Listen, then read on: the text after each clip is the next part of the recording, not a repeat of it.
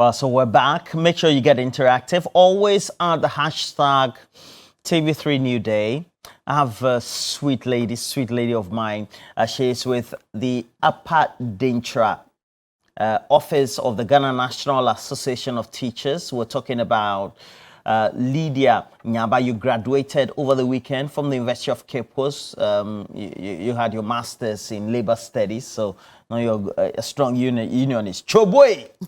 Talking about Choboy, I have Choboy with AJ here. AJ, you're stuck with me. Yes, I am. I'm looking forward to it. Hi, Roland. Yeah, I'm fine. And then in the evening too, you're with Giovanni. I am, yes, from 2 to 7, I know. How was your weekend?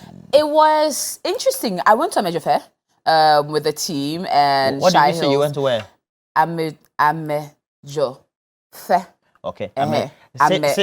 Say a major fair. A major fair. So I went to a major fair with the team and Shy Hills, and it was absolutely exquisite. So a very big thank you to all our patrons, all our listeners and viewers that came through with us on that spectacular trip to wrap up Ghana Month. We're looking forward to seeing you a lot more on subsequent events. What? What's a rough way there? I got a brofo.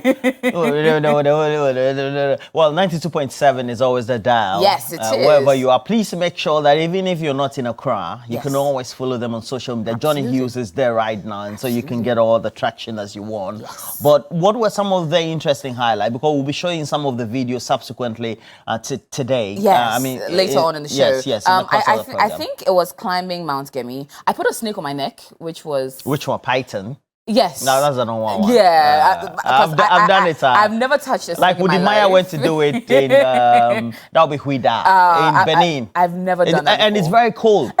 Yeah, very cold. Yeah, so yeah. I was very calm when they put it down, but when they took it off, I was freaking out. Yeah, so, they're not scary. The way you make it sound. No, it was very scary. It was no, very, it is scary if it's your first time. It was, and I've never I have a very big hate relationship with snakes. So it was a very interesting push to be able to do that. So I'm thankful. At least I faced one of my fears on the trip. But how was your weekend? My weekend was okay. I was a bit under the weather, and so I couldn't have the best of the times. So, yes. But somehow I feel fine this morning. Introduction of new taxation got you down? Yeah, but that's the problem, right? I think I don't know whether we have time to open phone lines, but I'm not too sure. But whatever it is, it just, look at the items and how much we're going to pay. Yes. Even we're told Akpeteshi, I mean, not to discard what the intent of the taxes are, but if Akpeteshi will be taxed, what are the implications? And I'm just going through them and I'm going crazy. And I'm thinking, so we hope that we're going to get 400 million. 400 million. That's from the excise duty. Yes. Yeah, so you're talking about imports, etc. But then there's a things that are going to be taxed that is the hardest part, because wine, spirits, malt drinks, sugary beverages. It's there, la. The thing, it's in the thing, la. Fruit juice. People like fruit juice. That one really concerns you. But it's already hard. It's already hard in the system now to add extra. You know that after Easter, after we're done and we come to settle down, we have to pay more for something as highly consumed as fruit drinks and malt drinks. It's hard. And for the growth and sustainability levy, yes, we're going to have institutions. So we're going to have banks. Yes. Non-bank financial institutions. So if you know that you're with any of those insurance companies, you're also involved. Non-bank. Yeah. Microphone. Telecom companies liable to collect and pay the communication service tax. And all telecom companies, they rarely do that. I mean, the main service providers. We're talking about all the ones that we have. We don't want to promote them. Now, we're having breweries. Yeah, breweries. Breweries. What did you say? Breweries. Yes. Breweries. And all these. So breweries. Yes. Everyone is going to be tasked. Hey. inspection valuation companies. Oh no, that's okay. There are few. Companies providing mining support services. There are few. Oil marketing companies. That's the problem. That's what the bulk oil. They are the ones because you know, if you may not own a car, but once you sit in a throttle, absolutely, you're affected. The owner of the car who has given that car to a driver to put on the road for it to ply, for you to use or commute up and down, will transfer that cost to you. Of course. You see, the problem is not with the taxes. The problem is with how these are going to reflect in our daily lives. Yes. It's very, very because important. no one who imports, produces goods, would decide, as far as I'm related, to put the cost on themselves. When they look at their P&L, for example, and they will want to absorb some. It's not going to happen. No, not in this state of the economy right now. Even though the defense from many government communicators will be that, for example, we have institutions that will do, for example, we're talking about inspection and valuation companies, for example. But if, let's say, somebody has imported a raw material for his manufacturing company in Ghana, and we know that many of the raw materials we're using in so-called Ghanaian companies are not coming from Ghana. Absolutely. So definitely that will increase the cost of the item, and to me. Absolutely. And looking at even some of the other companies, such as electronic money issuers, shipping lines, maritime and airport terminals. So does that mean that the cost is gonna move on to the airlines? Say airport terminals. Yes, it will. Increased cost will move to the airlines. Shipping. And then shipping will move to the shipping companies. And it will now reflect goods in the individual that's gonna buy that ticket or buy or have to clear those goods and everything else inclusive. And even looking at the amount, 5% of profit before tax. It's a steep one.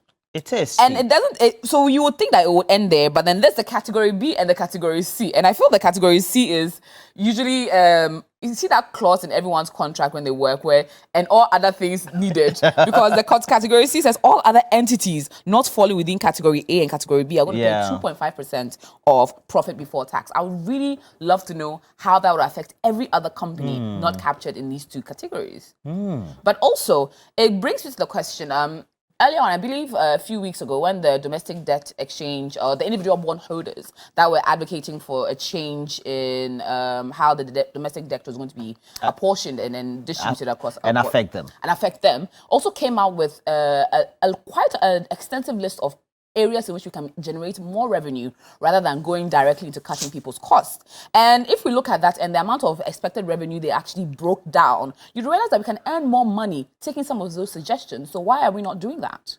Well, it's a decision of the president and his finance minister. You see, AJ, if you and I, we don't earn enough, it means that we have to spend less. Absolutely. The shoe that we used to buy in Accra Mall, for example, we have to be going to Katamanto.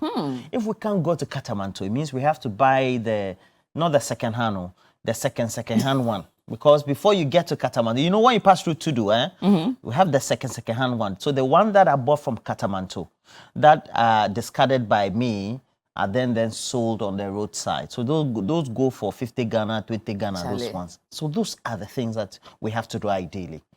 If I know I'm not earning enough, I don't have to use a car. Thank you. I have to use public transport to reduce cost. So the opportunity cost is I don't get comfortable. I don't have to use air condition. I have to use and then try to accommodate people's sweats, their odor, etc., and discomfort. And then knowing that if I have to set off in an hour, ideally, with my own car, I now have to set off, let's say, an hour and a half earlier. That's the opportunity cost for it. Our people have decided that we don't want to reduce expenditure. Yes. Even though the defense is that really we've itemized in the budget how we have to reduce expenditure. But we're not really reducing it. I completely agree because even a few weeks ago on the show I was with you where they were touting the the gains for the oil for good, which has led to the reduction of petrol prices. Literally, with this new taxation, it's going to shoot that back up. So if you made one gain and then you cause it to fall, then what's the point of it? But let me give you, or go through quickly some of the suggestions that were given by the individual bondholders. One of them, which will generate 13.9 billion Ghana cedis, which is twice or 3 times the amount that we're looking at generating with these 3 new taxes, is pursuing the recovery of funds lost through financial irregularities of MDAs and the Auditor General's report of 2015 through to 2022.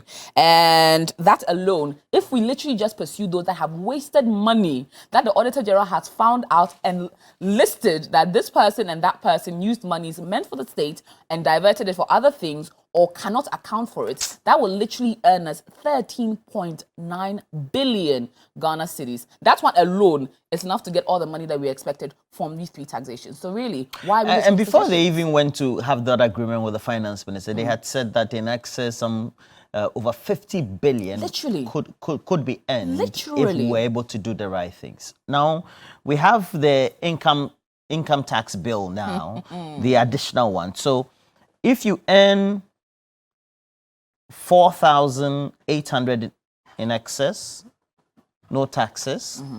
If you earn if you earn an extra 1,320, that extra 1,320 pushes you into a different tax bracket. Yes. So that quantum, it attracts a 5% rate of income tax.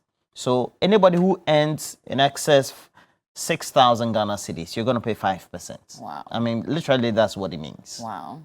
If you earn 7,000, you're going to pay 7,500. You're going to pay 10%. Okay, of course. Then the next one are out of our range. So but I'm just talking about how, as a country, we said that we're going to move ourselves from taxation to production. And now we have decided to be import-driven. Tax and heavy. This is where we are currently. Absolutely. Now let's go to Johnny for Johnny's Bite.